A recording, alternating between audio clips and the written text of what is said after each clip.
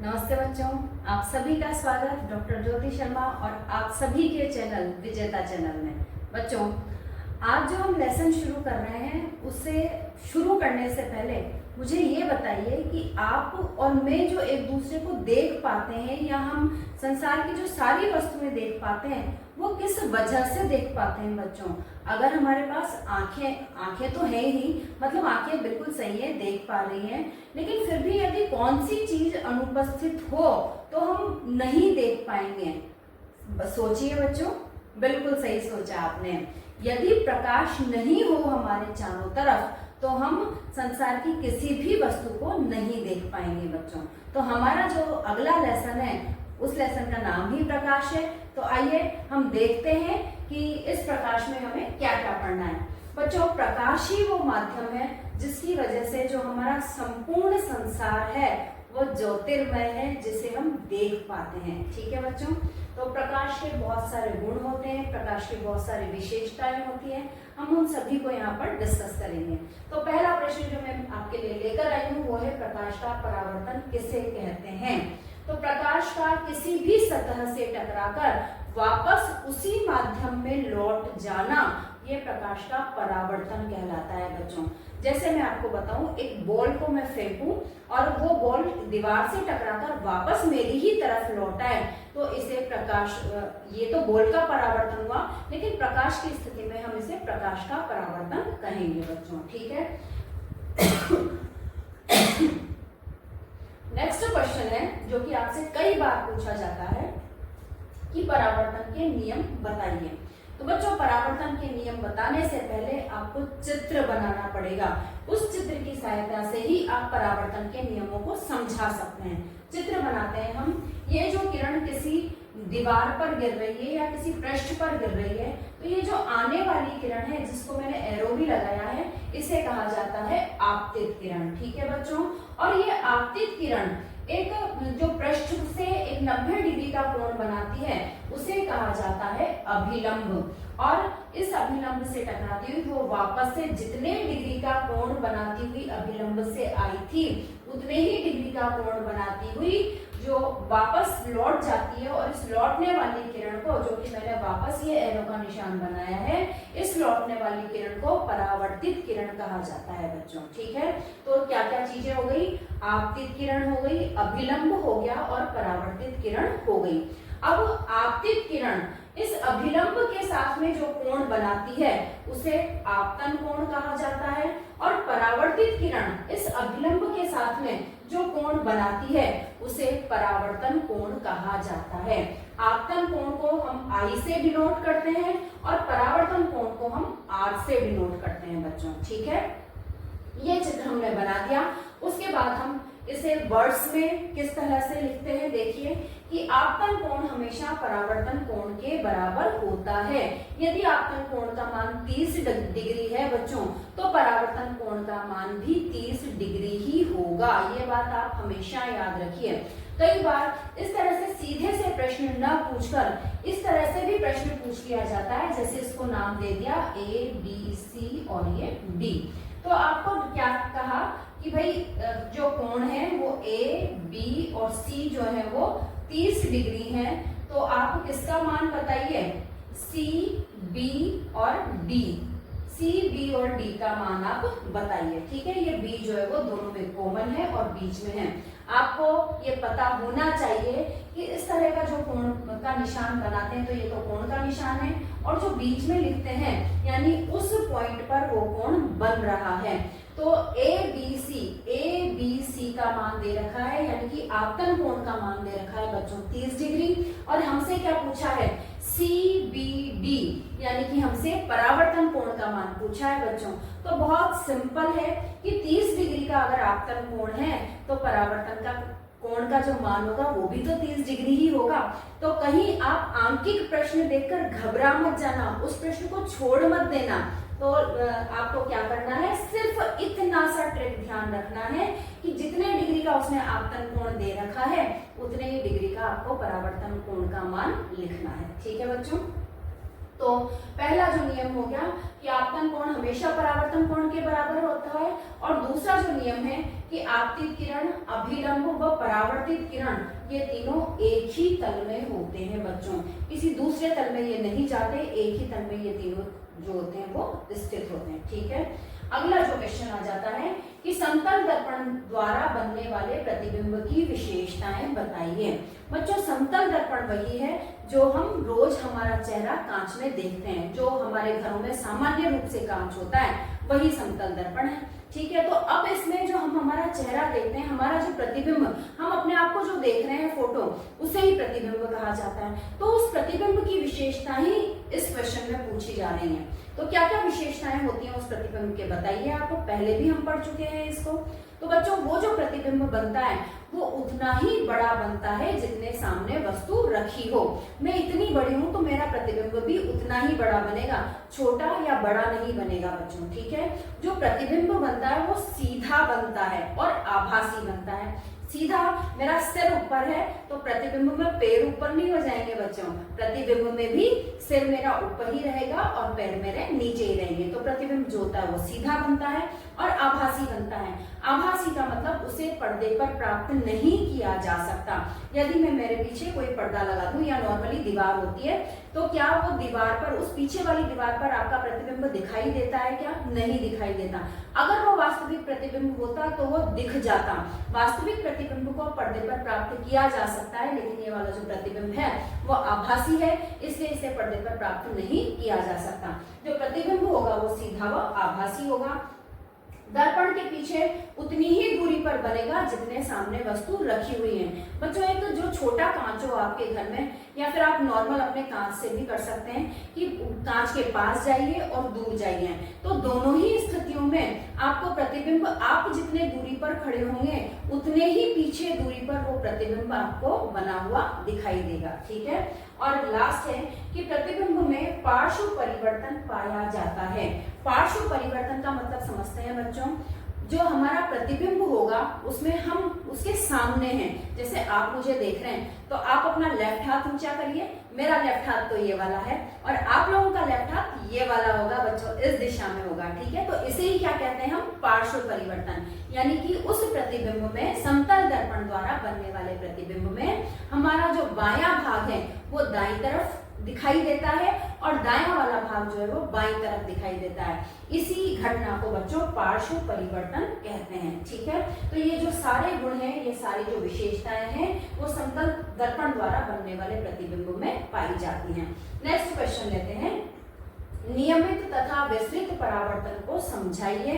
ये क्वेश्चन दूसरे शब्दों में इस ढंग से भी पूछा जा सकता है कि परावर्तन किसे कहते हैं और ये कितने प्रकार का होता है। तो परावर्तन किसे कहते हैं ये तो आप ऊपर से लिख देंगे, और परावर्तन कितने प्रकार का होता है ये आप इस वाले क्वेश्चन में से लिख देंगे। तो परावर्तन जो होता है वो दो प्रकार का हो गया, नियमित तथा विस्तृत परावर्तन। आपको नाम दे रखे हैं, आपको उन्हें समझाना है। तो नियमित परावर्तन वो कि जब किसी चिकने पृष्ठ पर गिरने के कारण सभी परावर्तित किरणें समांतर होती हैं। ये देखिए बच्चों, ये दो किरणें मैंने बनाई है और जो ये परावर्तित हो रही हैं वो परावर्तित किरणें एक दूसरे के समांतर हैं। तो परावर्तित किरणें समांतर होती हैं, तो ऐसा जो परावर्तन है वो नियमित परावर्तन कहलाता है बच्चों। और विस्तृत परावर्तन, जब प्रकाश किसी खुरदरी सतह पर गिरता है तो उस वजह से जो सभी परावर्तित किरणें होती हैं वो समांतर नहीं होती। आपतित किरणें तो समांतर आ रही हैं, लेकिन परावर्तित किरणें जो है, एक देखिए ये डार्क लाइन मैंने की है, एक इधर जा रही है और ये वाली इधर जा रही है। तो परावर्तित किरणें जो होती है वो समांतर नहीं होती, और ऐसा जो परावर्तन होता है वो विस्तृत परावर्तन कहलाता है। बच्चों हमारे जो खिड़की, दरवाजे या हमारा जो घर है उसमें डायरेक्ट धूप नहीं आती घर कमरों के अंदर, लेकिन फिर भी आप देखिए कि सूरज उगते ही और थोड़ी देर में प्रकाश जो है वो पूरे घर में फैल जाता है। वो किस वजह से होता है बच्चों? कि विस्तृत परावर्तन, जो प्रकाश की किरणें, जो सूर्य से निकलने वाली किरणें हैं, वो किसी भी तरह से हमारे घर में आ रही है, खिड़की से, दरवाजों से, रोशनदान से, उनका हमारे धरातल से टकराकर, दीवार की धरातल से, दीवार से टकरा करके विस्तृत परावर्तन होता है। और वो विस्तृत परावर्तन में जो परावर्तित किरणें हैं वो पूरे घर में फैल जाती हैं और हमारा घर प्रकाशमय हो जाता है, जबकि सूर्य की किरणें हमारे घर में वास्तविक रूप से नहीं आ रही हैं। ठीक है बच्चों, यहाँ तक क्लियर है आपको? आइए अगले प्रश्न पर चलते हैं बच्चों। बहु प्रतिबिंब किसे कहते हैं? तो बच्चों यदि दो दर्पणों को, अभी हमने समतल दर्पण की विशेषताएं पढ़ी थी, तो वैसे ही दो दर्पण हमने ले लिए। यदि हम दो दर्पणों को एक निश्चित कोण पर लगा दें, इस ढंग से लगा दें, तो हमें जो प्रतिबिंब है वो बहुत सारे प्राप्त होंगे दोनों ही दर्पणों में अलग अलग देखने पर। तो इस तरह से जो बहुत सारे प्रतिबिंब प्राप्त होंगे उन्हें ही हम बहु प्रतिबिंब कहते हैं बच्चों। ठीक है, तो एक निष्कर्ष निकाला जाता है कि भाई इतने डिग्री पर रखेंगे तो इतने प्रतिबिंब प्राप्त होंगे। तो 90 डिग्री पर रखने पर हमें 3 प्रतिबिंब प्राप्त होते हैं, और यदि एक दूसरे के समानांतर रखा जाए तो बच्चों हमें अनंत प्रतिबिंब प्राप्त होते हैं, जिन्हें हम गिन भी नहीं सकते। क्यों प्राप्त हो रहे हो? क्योंकि एक दर्पण पर बना प्रतिबिंब दूसरे के लिए वस्तु का कार्य करता है और परावर्तित प्रकाश को बार बार परावर्तित किया जा सकता है। इन दोनों कारणों की वजह से हमें जो प्रतिबिंब है वो बहुत सारे प्रतिबिंब दिखाई देंगे। बच्चों आप मंदिरों में जाते हैं तो कुछ मंदिर ऐसे होते हैं, बहुत बड़े अच्छे जो मंदिर डेवलप प्रकार के मंदिर होते हैं, वो इस तरह से होते हैं कि उनमें चारों तरफ, मूर्ति के चारों तरफ कांच लगे हुए होते हैं। तो इधर और इधर वाला जो प्रतिबिंब है उसमें आप देखिए, इधर देखेंगे तो भी बहुत सारी भगवान की मूर्तियां दिखेंगी और इधर देखेंगे तो भी बहुत सारे भगवान की मूर्तियां दिखेंगी आपको। ठीक है, तो इस तरह से ये होता है बहु प्रतिबिंब, बहुत सारे प्रतिबिंब का दिखना। फिर है सूर्य का प्रकाश कैसा होता है? तो बच्चों सूर्य का प्रकाश रंगीन होता है, और रंगीन भी कौन सा? 7 रंगों से मिलकर बना होता है। उसके लिए आपको मैंने बता रखा है विबग्योर शब्द। V से वॉयलेट, I से इंडिगो, B से ब्लू नीला, G से ग्रीन, Y से येलो, O से ऑरेंज और R से रेड। ठीक है बच्चों, और ये वाले जो रंग हैं आप इंद्रधनुष के माध्यम से देख सकते हैं, क्योंकि वहां पर जो पानी की बूंदें होती हैं वो उस प्रकाश को 7 रंगों में विभाजित कर देती हैं बच्चों। वर्ण विक्षेपण और अपवर्तन के कारण जो पानी की बूंदों में से प्रकाश गुजरता है तो उसे 7 रंगों में विभाजित कर देती हैं, और इस प्रकार से हम कह सकते हैं कि जो सूर्य का प्रकाश होता है वो रंगीन होता है। ठीक है बच्चों, अगला क्वेश्चन आ जाता है नेत्र की संरचना तथा कार्यविधि बताइए। ये आपके विस्तृत आंसर लिखने के लिए आता है बच्चों। ठीक है, तो नेत्र की संरचनाएं देखिए। नेत्र की जो संरचना होती है वो एक गोल बॉल की तरह से होती है, खोखली बॉल की तरह से। अच्छा बच्चों, ये वाला जो आपका पूरा का पूरा लेसन है ये मैंने कक्षा 10th में भी पढ़ा रखा है, तो आप चाहें मेरे चैनल पर उस चैप्टर को आप ढूंढ सकते हैं। और जो विद्यार्थी ज्यादा जानना चाहते हैं, ज्यादा जिज्ञासु प्रवृत्ति वाले हैं, वो विद्यार्थी उस वाले पाठ को भी एक बार देख सकते हैं, तो आपको हो सकता है कि और ज्यादा क्लियर हो जाए। ठीक है बच्चों, तो नेत्र की संरचना तथा कार्यविधि बताइए। तो बच्चों जो नेत्र होता है वो एक खोखले गोली बॉल की तरह से होता है, 3 परतों से ये मिलकर बना होता है। बाहरी वाली जो परत है वो दृढ़ पटल कहलाती है, बीच वाली जो पटल है दृढ़ पटल नेत्र की सुरक्षा का कार्य करती है, बीच वाली जो पटल है रक्तक पटल कहलाती है। इसमें बहुत सारी रक्त कोशिकाएं रहती हैं जो कि उसको रक्त प्रदान करती हैं, और रक्त क्या प्रदान करती है? रक्त के माध्यम से भोजन, पोषक तत्व और गैसें, ऑक्सीजन, कार्बन डाइऑक्साइड, इनका आदान प्रदान करती हैं। और जो लास्ट वाली जो अंदर वाली परत रहती है बच्चों, उसे दृष्टि पटल या रेटिना कहा जाता है, और रेटिना पर ही जो प्रतिबिंब है, किसी भी वस्तु को हम देख रहे हैं तो उसका जो प्रतिबिंब है वो रेटिना पर बनता है बच्चों। और रेटिना पर भी ऐसे नहीं कि कहीं पर भी बन जाता है, ये देखिए यहाँ पर पीत बिंदु होता है, ये प्रकाशित तंत्रिका है या द्रव तंत्रिका भी इसे कहा जाता है। तो उसी के पास में एक अंध बिंदु होता है, वहां पर जो प्रतिबिंब है हमारा वो प्रतिबिंब बनता है। और ये प्रतिबिंब कैसा बनता है बच्चों? ये प्रतिबिंब उल्टा बनता है और वास्तविक बनता है। ठीक है, कई बार पूछ लिया जाता है कि आपकी आंखों में जो प्रतिबिंब बन रहा है वो किस प्रकार का बन रहा है, तो जो प्रतिबिंब है वो उल्टा और वास्तविक प्रकार का बन रहा है। ये बच्चों पीछे का पोर्शन हो गया। अब आगे की तरफ हम चलते हैं, तो ये जो दृढ़ पटल है और जो अन्य जो इसकी परतें हैं, लेयर्स हैं, वो मिलकर क्या करती हैं? तो जो सबसे अंदर वाली जो लेयर होती है रेटिना, उसके अंदर बहुत सारी मांसपेशियां होती हैं, और वो मांसपेशियां एक लेंस को पकड़े हुए रहती हैं। ये जो लेंस होता है वो उत्तल प्रकार का लेंस होता है, और ये मांसपेशियों की गति के द्वारा, मांसपेशियों के सिकुड़ने फैलाव के द्वारा जब हम दूर देख रहे हैं बच्चों तो इसे पतला कर दिया जाता है, और जब हम पास में देख रहे हैं तो इसे मोटा कर दिया जाता है, क्योंकि दूर और पास देखने पर हमारी जो आंखों का फोकस है उसमें बदलाव आ जाता है बच्चों। ठीक है, तो मांसपेशियां समंजन का कार्य करती हैं, लेंस को समंजित करने का कार्य करती हैं। ठीक है, और लेंस के बाहर जो कलर्ड आपको दिखाई देता है वो वाला भाग परितारिका कहलाता है या आइरिस कहलाता है, और इस आइरिस के में वर्णक होते हैं, उसी वर्णक के कारण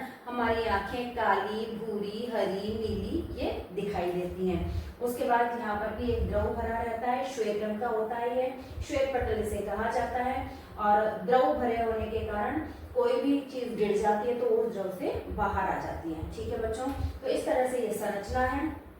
प्रकाशिक तंत्रिका मैंने बताई कि कोई भी जो प्रतिबिंब बनेगा वो अंध बिंदु पर बनेगा, और अंध बिंदु पर प्रतिबिंब की जो संवेदना है उसको लेकर ये प्रकाशिक तंत्रिका हमारे मस्तिष्क तक जाएगी। मस्तिष्क संसूचित करेगा, उसे विश्लेषण करेगा और ये आदेश देगा कि भाई उस चीज को देख लिया जाए।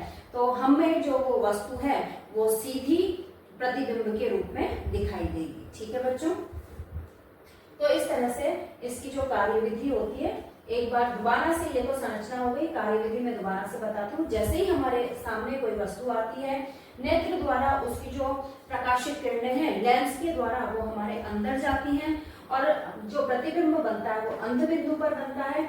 अंध बिंदु पर प्रतिबिंब को लेकर संवेदनाओं को लेकर जो प्रकाशिक तंत्रिकाएं हैं वो मस्तिष्क में पहुंचती हैं, और मस्तिष्क जो है आदेश देता है कि इस वस्तु को देख लिया जाए, तो हम सामने रखी हुई वस्तु को देख लेते हैं। और इस पूरे समंजन कार्य में बच्चों 1 सेकंड का भी करोड़वां हिस्सा जो होता है वो शामिल होता है। तो हमारे जो शरीर की जितनी भी क्रियाएं हैं, सुनना, बोलना, देखना, संभलना, तो ये सारी जो क्रियाएं होती है बच्चों वो 1 सेकंड के भी करोड़वें हिस्से में संपन्न हो जाती हैं। इसलिए हमें टाइम नहीं लगता किसी भी चीज को सुनने में, देखने में, सूंघने में, या कोई भी प्रतिवर्ती क्रिया होती है तो उसमें। ठीक है, अगला जो क्वेश्चन आता है कि रेटिना में उपस्थित तंत्रिका कोशिकाएं बताइए। तो बच्चों ये जो रेटिना होता है हमारा, इसमें 2 तरह की तंत्रिका कोशिकाएं पाई जाती हैं। एक का नाम है शंकु और दूसरी होती है शलाकाएं। तो शंकु क्यों बोला गया? क्योंकि इनकी आकृति शंकु के समान होती है। तो शंकु जो होते हैं वो तीव्र प्रकाश के लिए सुग्राही होते हैं, यानी दिन के समय में हमें ये देखने में मदद करते हैं, और वर्ण विभेदन के लिए ये जिम्मेदार होते हैं। हम जो इतने सारे कलर्स प्रकृति में देख पाते हैं वो सब शंकु की वजह से ही देख पाते हैं। बच्चों अब आपको एक इंटरेस्टिंग फैक्ट बताती हूँ मैं कि कुछ जो जीव होते हैं पृथ्वी पर वो उनके अंदर ये शंकु नहीं पाए जाते, और शंकु नहीं पाए जाने के कारण वो वर्ण विभेदन नहीं कर सकते, उन्हें सिर्फ काला और सफेद ही दिखाई देता है। बच्चों कोई भी जो चीज है वो सिर्फ उन्हें काली और सफेद रंग के रूप में ही दिखाई देती है। आपको उदाहरण बताऊं बच्चों मैं, उल्लू से आप सब परिचित हैं। उल्लू जो होता है वो रात में नहीं देख पाता, क्योंकि तीव्र उसके अंदर शंकु जो है वो होते ही नहीं है, या फिर बहुत होते ही नहीं है बच्चों। ठीक है, तो इस वजह से वो दिन में नहीं देख पाता, क्योंकि शंकु तो तीव्र प्रकाश के लिए सुग्राही होते हैं। अब वो है ही नहीं तो वो तीव्र प्रकाश में कैसे देख पाएगा। और वर्ण विभेदन भी नहीं हो रहा उसके अंदर, इस वजह से शंकु की अनुपस्थिति है, इस वजह से जो उल्लू होता है वो दिन में नहीं देख पाता, और उसको वर्णों का जो विभेदन है वो भी नहीं दिखता। ठीक है बच्चों, इसके अलावा वर्ण विभेदन और किसमें नहीं पाया जाता? एक तरह की स्कैट फिश होती है, उसके अंदर भी वर्ण विभेदन नहीं पाया जाता। इसके साथ ही और भी कई सारे जीव होते हैं। दूसरी होती है शलाकाएं। तो शलाकाएं एक रोड की तरह से होती है, छोटी सी जो डंडी की तरह से होती है ये, और ये मंद प्रकाश के लिए सुग्राही होते हैं। तो बच्चों अब आप समझ रहे होंगे कि उल्लू या जो और जो भी जानवर है, चमगादड़, जो कि रात में देखते हैं, रात में ही उनको दिखाई देता है, तो उनमें जो शलाकाएं होती हैं वो प्रचुर मात्रा में होती हैं, और शंकु जो होते हैं वो बहुत न्यून मात्रा में होते हैं या फिर होते ही नहीं है। ठीक है, हमारे अंदर भी कुछ शलाकाएं होती हैं, इसी वजह से हम मंद प्रकाश में भी देख पाते हैं। ठीक है बच्चों, अगला क्वेश्चन आ जाता है कि आप अपने नेत्रों की देखभाल कैसे करेंगे। तो बताइए भाई कैसे करेंगे आप अपने नेत्रों की देखभाल। तो तेज प्रकाश को हमें सीधे नहीं देखना चाहिए बच्चों। जैसे सूर्य का प्रकाश है, बहुत हाई वोल्टेज की लाइट कहीं पर जल रही है, तो ऐसे नहीं कि हम उस लाइट को सीधे डायरेक्टली अपनी आंखों से देख रहे हैं। तो तेज प्रकाश को डायरेक्टली आंखों से नहीं देखना चाहिए। पढ़ते समय पर्याप्त प्रकाश होना चाहिए और उसकी दिशा भी सही होनी चाहिए। ऐसे नहीं बच्चों प्रकाश इधर आ रहा है और आप इस ढंग से यूं बैठ गए, तो भाई प्रकाश की तरफ तो आपकी कमर हो गई ना, आपकी पीठ हो गई, तो किताब पे तो प्रकाश पड़ ही नहीं रहा, किताब पे तो आपकी छाया पड़ रही है। तो हमें इस तरह से बैठना चाहिए, इस ढंग से, तो ताकि हमारी बुक के ऊपर प्रकाश पड़े और वो हमें बुक पर जो लिखा हुआ है वो हमें साफ दिखाई दे। तो प्रकाश की जो दिशा है वो भी सही होनी चाहिए बच्चों, और न प्रकाश बहुत मंद कम होना चाहिए और न बहुत तेज होना चाहिए। कुछ गिर जाने पर यदि आंखों में कुछ गिर गया है तो आप जोर जोर से आंखों को रगड़े नहीं बच्चों, इससे आंखों में घाव हो सकते हैं। कुछ गिर गया है तो हम सिंपल पानी से उसको धो लें, 2-5 बार ठंडे पानी से धो लें। अगर फिर भी हमें आराम नहीं मिल रहा है तो हमें तुरंत डॉक्टर से संपर्क करना चाहिए, ठीक है। पुस्तकों को सदैव 25 सेंटीमीटर की दूरी पर रखना चाहिए। एक जो बड़ा स्केल होता है बच्चों 12 इंच या 25 सेंटीमीटर का होता है, तो हमें कोई भी हम पढ़ाई कर रहे हैं, लिख रहे हैं, कुछ भी रीडिंग करते वक्त 25 सेंटीमीटर की दूरी पर हमें बुक को रखना चाहिए, ना तो बहुत ज्यादा दूर और ना बहुत ज्यादा पास। और लास्ट है कि अगर हमें डॉक्टर से चश्मे की सलाह दी गई है तो हमें चश्मे का प्रयोग जरूर करना चाहिए। कुछ बच्चे होते हैं जिनके चश्मा लगा हुआ है पर वो चश्मा लगाते नहीं है। बच्चों यदि आप चश्मा नहीं लगाएंगे तो वो जो नंबर है वो बढ़ता ही जाएगा और एक समय ऐसा आ जाएगा कि कम एज में भी आपको दिखाई देना बंद हो जाएगा बिना चश्मे के। तो यदि डॉक्टर ने आपको चश्मे की सलाह दी है तो आप सर दर्द होने से बचाइए और बिल्कुल प्रॉपर ढंग से पढ़ने के लिए और कोई प्रॉब्लम खड़ी न हो इस बात के लिए आप चश्मे का उपयोग कीजिए, ठीक है बच्चों। क्लियर है यहाँ तक? हमारा अगला प्रश्न है बच्चों, नेत्रों से संबंधित दोषों को बताइए। तो नेत्रों से संबंधित जो दोष होते हैं मुख्यतः 4 प्रकार के होते हैं। निकट दृष्टि दोष, दूर दृष्टि दोष, जरा दूर दृष्टि दोष और मोतियाबिंद। निकट दृष्टि दोष में बच्चों निकट का तो हमें साफ दिखाई देता है परंतु दूर का हमें साफ नहीं दिखाई देता। बच्चों इसके नाम से कंफ्यूज मत होइएगा। निकट दृष्टि दोष का मतलब निकट का तो साफ दिख रहा है पर दूर का साफ नहीं दिख रहा है बच्चों। और इस दृष्टि दोष को दूर करने के लिए अवतल लेंस का प्रयोग जो है वो चश्मे में किया जाता है। दूसरा है दूर दृष्टि दोष, इसमें दूर का तो साफ दिखाई दे रहा है लेकिन निकट का हमें साफ नहीं दिखाई देता और इस दृष्टि दोष को दूर करने के लिए चश्मे में उत्तल लेंस का प्रयोग किया जाता है बच्चों। थर्ड है जरा दूर दृष्टि दोष। तो जब व्यक्ति बूढ़ा हो जाता है, उम्र उसकी ज्यादा हो जाती है तो मांसपेशियां जो होती हैं, अभी अभी हमने कहा कि मांसपेशियां जो हैं वो दूर और पास की वस्तुओं को देखने के लिए उस लेंस को अलग अलग प्रकार से समंजित करती है, फोकसित करती हैं। तो जड़ा दूर दृष्टि दोष में बुढ़ापा आने के कारण वो मांसपेशियां ठीक ढंग से कार्य नहीं कर पाती और इस स्थिति में न तो पास का और न दूर का बच्चों हमें साफ दिखाई देता है। तो निकट और दूर दोनों ही दृष्टि अस्पष्ट हो जाती है और इस दोष से बचने के लिए वी फॉक्सी जो लेंस होता है उसका प्रयोग किया जाता है बच्चों। वी फॉक्सी लेंस में क्या होता है कि ऊपर तो जो होता है वो अवतल लेंस होता है और नीचे उत्तल लेंस होता है। जब हम ऊपर देख रहे हैं तो अवतल लेंस से दूर की तरफ देखेंगे और जब हम पास देख रहे हैं तो उत्तल लेंस से निकट की वस्तुएं देखेंगे, ठीक है बच्चों। फिर आ जाता है मोतियाबिंद। आप सभी लोगों ने अपने बड़े गुणों को, दादा नानी दादी जी वगैरह इन सबको आंखों में मोतियाबिंद आते हुए देखा होगा बच्चों। तो इसमें क्या हो जाता है कि लेंस के ऊपर एक धुंधली सी परत छा जाती है बच्चों। तो धुंधली सी परत छाने के कारण या सफेदी आ जाने के कारण वो आंख तो सफेद दिखाई देती ही है, साथ में उस वाली आंख की जो दृष्टि है वो क्षीण हो जाती है या कभी कभी बिल्कुल दिखना बंद हो जाता है। तो ऐसी स्थिति में ऑपरेशन करके या तो उस लेंस में से उस जो परत है उसे हटा दिया जाता है साफ करके, या फिर आजकल तो जो नए लेंस हैं वो प्रतिस्थापित कर दिए जाते हैं, ठीक है बच्चों। तो ये सारे जो दोष थे नेत्रों से संबंधित थे, तो कुछ भी आपसे 2 पूछे जा सकते हैं। अगला जो क्वेश्चन आता है, चाक्षुष विकृति वाले लोगों के पढ़ने के लिए क्या क्या साधन हैं। तो चाक्षुष विकृति का मतलब क्या होता है बच्चों? चाक्षुष विकृति का मतलब होता है कि जिन लोगों को आंखों में प्रॉब्लम है, या तो जन्म से या फिर कोई दुर्घटना होने से उनकी आंखें खराब हो गई हैं, आंखों ने काम करना बंद कर दिया है, तो ऐसे जो लोग हैं, यानी कि एक तरह से हम कह सकते हैं जिन्हें बिल्कुल भी नहीं दिखता, तो ऐसे लोगों के पढ़ने के लिए क्या क्या साधन हो सकते हैं? तो बच्चों पढ़ेंगे तो सही ना, वो ऐसे तो नहीं है कि भाई आंखों से दिखाई नहीं दे रहा तो नहीं पढ़ेंगे, तो उनके लिए आजकल बहुत से साधन होते हैं, जैसे स्पर्श साधन।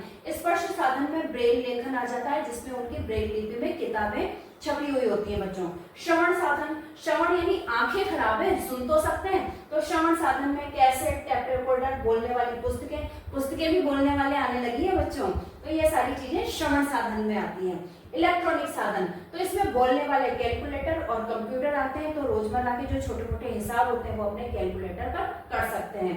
प्रकाशिक साधन, इसमें बीफोक्सी लेंस, संस्पर्श लेंस और रंजित लेंस आते हैं बच्चों, जो उनके प्रकाशिक साधन के रूप में इनका उपयोग करके और वो थोड़ा बहुत जो है वो पढ़ लिख सकते हैं। ठीक है बच्चों, अब है ब्रेल लिपि क्या है?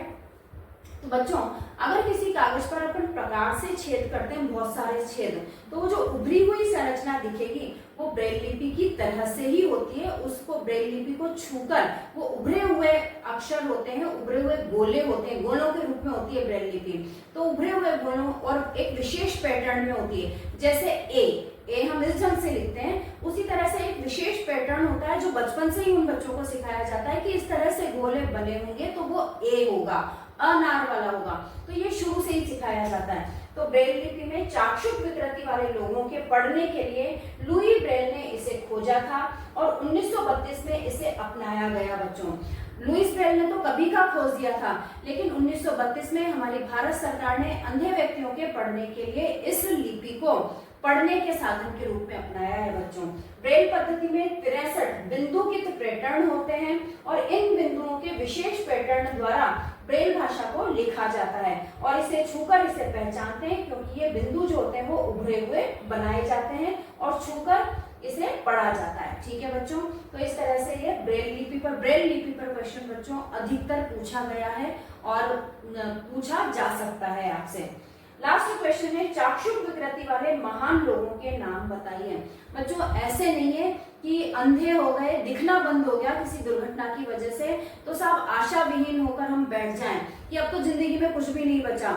ऐसे भी कई लोग थे जिनकी बहुत जल्दी आंखें चली गई, उनको दिखना बंद हो गया, लेकिन फिर भी उन्होंने हिम्मत नहीं हारी और अपनी हिम्मत के बल पर वो पढ़ते रहे या अपना जो कोई शौक था उसे उन्होंने पूरा किया और उसमें उन्होंने बहुत ज्यादा उपलब्धि पाई, तभी तो हम आज इनको पढ़ रहे हैं। तो कौन कौन से हैं? हेलन ए केलर ये लेखिका एवं प्राध्यापिका रही हैं अमेरिका की, और इनकी बहुत सारी किताबें जो हैं बच्चों वो छप चुकी हैं और प्रसिद्ध हैं। ये स्वयं अंधी थी, फिर भी देखिए प्रिंसिपल की पोस्ट पर पहुंची है ये, और लेखिका भी हैं। रविंद्र जैन संगीतकार हैं बच्चों। आपको पता होगा अभी कोरोना काल में पुरानी वाली जो रामायण जो हमने अपने जमाने में देखी थी, अब तो बहुत सारी रामायण आ गई हैं, लेकिन अभी कोरोना काल में वही पहले बार जो रामायण टीवी पर आती थी दूरदर्शन पर, उस रामायण को कोरोना काल में टीवी पर चलाया गया था बच्चों। तो अगर आपने वो देखी हो तो उसमें जो संगीत दिया गया है वो संगीतकार जो है वो रविंद्र जैन ही है। तो देखिए कितने महान संगीतकार हैं ये कि आज भी इनका जो संगीत है रामायण में और भी कई सारे गानों में वो हम सुनने को मिलता है हमें बच्चों।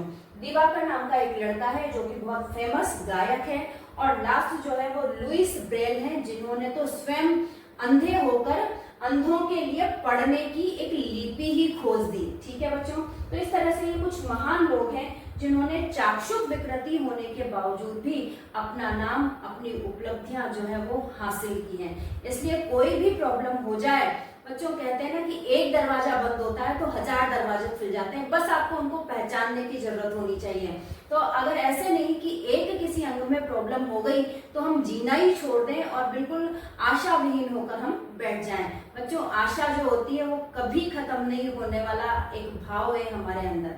तो इस तरह से बच्चों हमारे जो 13 पाठ थे इस पुस्तक में, हमारे सिलेबस में, पाठ्यक्रम में, वो हमने जल्दी से पूरे कर दिए हैं आपके एग्जाम्स से पहले। तो अब आपको आराम से इन पाठों को धीरे धीरे करके रिवीजन करना है, कंसंट्रेट होके पढ़ना है और बिल्कुल भी टेंशन नहीं करते हुए, क्योंकि बच्चों नंबर हैं ये, तो नंबरों से कोई आपकी जिंदगी तय नहीं हो जाती। बस आपका काम है पढ़ना, अपना बेस्ट देना। तो आप अपना बस बेस्ट दीजिए और जो आगे जो होगा वो देखा जाएगा। ठीक है बच्चों, तो आपको आपके एग्जाम्स के लिए बेस्ट ऑफ लक। पढ़ते रहिए तनाव रहित होकर। ठीक है बच्चों, खुश रहिए, मस्त रहिए और स्वस्थ रहिए। इन्हीं शुभकामनाओं के साथ नमस्ते, धन्यवाद।